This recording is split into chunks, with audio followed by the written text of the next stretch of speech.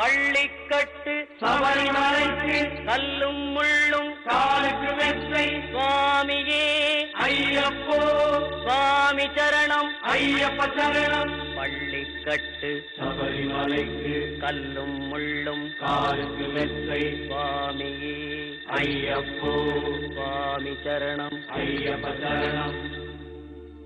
பள்ளிக்கட்டு சபரிமலைக்கு கல்லும் முள்ளும் காலுக்கு மெத்தை சுவாமியே ஐயப்போ ஐயப்போ சுவாமியே.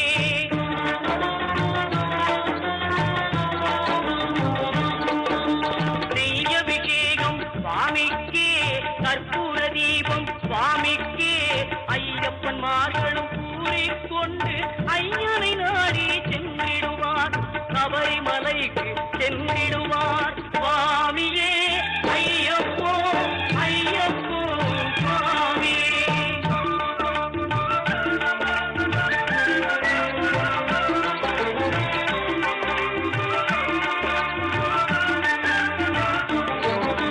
கார்த்திகை மாதம் மாலை அணிந்து நேர்த்தியாகவே விரதம் இருந்து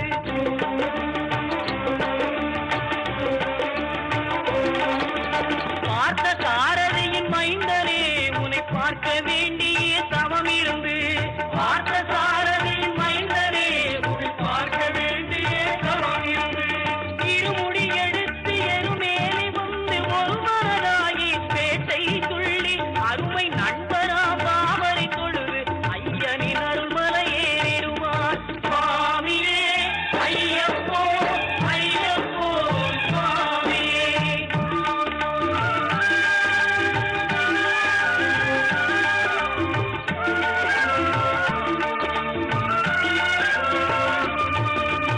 அழுகை ஏற்றம் ஏறும்போது ஹரிகரன் மகனை குதித்து செல்வார் வழிகாட்டிடவே வந்திடுவார் ஐயன் கண்புலி ஏறி வந்திடுவார்.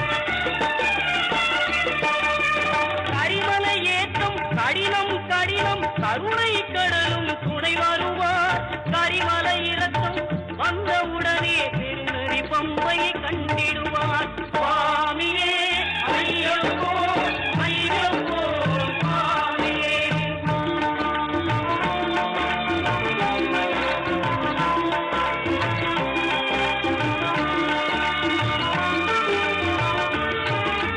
கங்கை நதி போல் புண்ணிய நதியாம் பம்பையில் நீராடி சங்கரன் மகனை கும்பிடுவார் சஞ்சலமின்றி ஏறிடுவார். நீலிமலை ஏற்றம் சிவபாலனும் ஏற்றிடுவார் காலமெல்லாம் நமக்கே அருள்காவலராயிருப்பார். தேகபலம் தா பாதபலம் தா தேகபலம் தா பாதபலம் தா தேகபலம் தா என்றால் அவரும் தேகத்தை தந்திடுவார் பாதபலம் தா என்றால் அவரும் பாதத்தை தந்திடுவார் நல்ல பாதையை காட்டிடுவார் சுவாமியே ஐயப்போ ஐயப்போ சுவாமியே.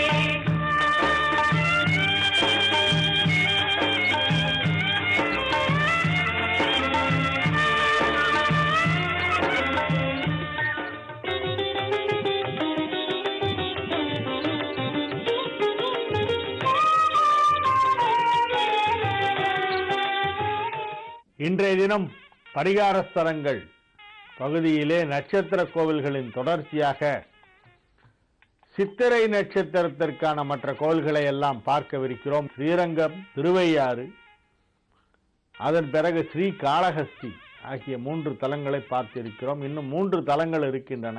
மொத்தம் 6 ஸ்தலங்களை பற்றி வில்வமரம் ஸ்தல விருட்சமாக இருக்கக்கூடிய கோவில்களில் 6 தலங்களை பற்றி மட்டும் இந்த நிகழ்ச்சியிலே பேசவிருக்கிறேன். அதிலே ஸ்ரீரங்கம், திருவையாறு, காளஹஸ்தி ஆகிய 3 முடிந்துவிட்டது. இப்பொழுது 4வதாக திருப்பந்துருத்தியை பற்றி இன்றைய நிகழ்ச்சியிலே சில தகவல்களை தெரிந்து கொள்ளவிருக்கிறோம். திருப்பந்துருத்தி என்பது தஞ்சாவூரிலிருந்து கண்டியூர் வழியாக செல்கின்ற ஒரு பாதையிலே அமைந்துள்ள மிகவும் புகழ்பெற்ற பழமையான ஸ்தலம். திருவையாறிலிருந்தும் திருப்பந்துருத்திற்கு செல்லலாம். திருப்பந்துருத்தி என்று இப்பொழுது மக்கள் வழக்கிலே அது அழைக்கப்படுகிறது. மேல திருப்பந்துருத்தி, கீழ திருப்பந்துருத்தி என்று 2 சிறு கிராமங்கள் இருக்கின்றன. மேல திருப்பந்துருத்தியில்தான் பாடல் பெற்ற சிவஸ்தலம் இருக்கிறது. அப்பர் பெருமான் பல வருடங்கள் அங்கே தங்கி இருந்து அங்கிருந்துதான் உழவாரப் பணியை செய்து வந்தார்.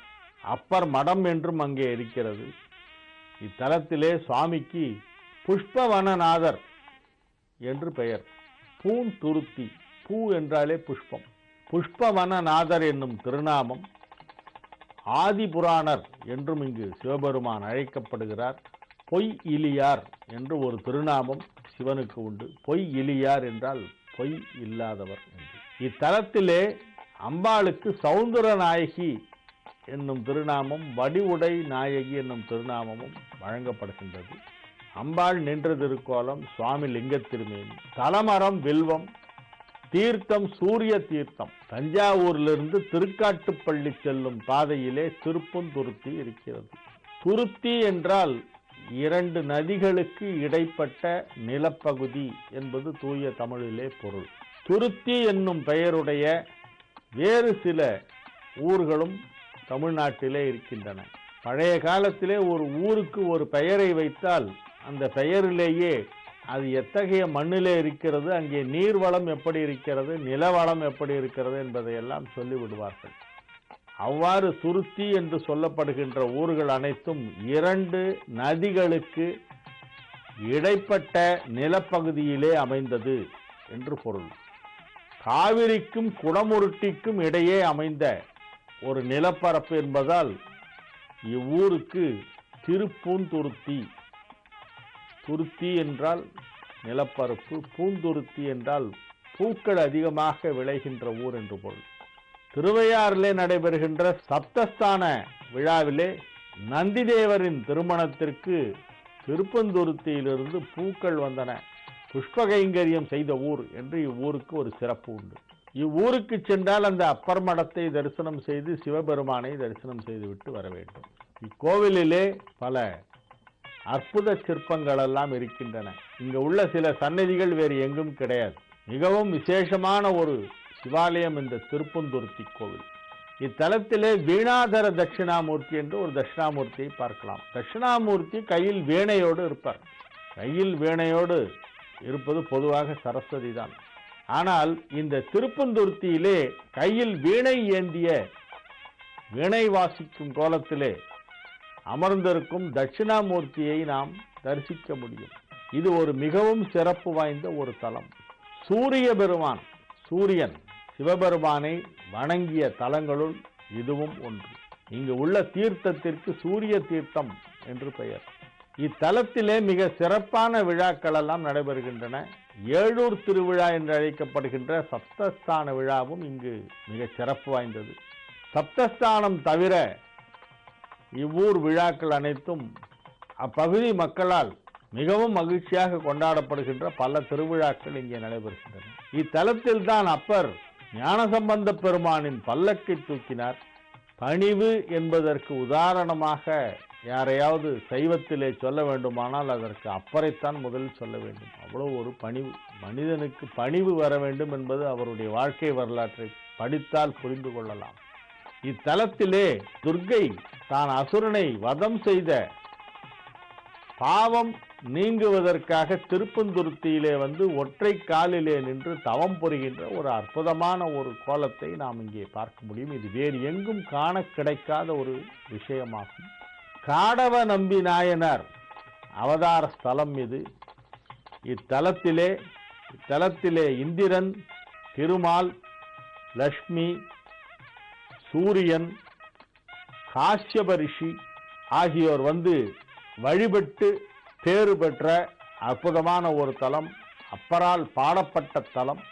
தஞ்சாவூரிலிருந்து கண்டியூர் வழியாக திருக்காட்டுப்பள்ளி செல்லும் பாதையிலே அமைந்துள்ள இந்த திருப்பந்துருத்தி தலத்தை சித்திரை நட்சத்திரத்திலே பிறந்தவர்கள் சென்று வழிபட்டால் அவர்களுடைய ஜாதக ரீதியாக உள்ள தோஷங்கள் எல்லாம் நீங்கி அதிக நன்மை அடையலாம் என்னும் தகவலை இன்றைய நிகழ்ச்சியிலே உங்களுக்கு தெரிவித்துக் கொண்டு இத்துடன் இன்றைய நிகழ்ச்சியை நிறைவு செய்து கொள்கிறேன். மீண்டும் நாளைய தினம் இதே நிகழ்ச்சியிலே சந்திக்கும் வரை உங்களிடமிருந்து தற்காலிகமாக விடைபெற்றுக் கொள்வது உங்கள் வழிகாட்டி ஜோதிடர் ஹரிகேசநல்லூர் வெங்கட்ராமன்.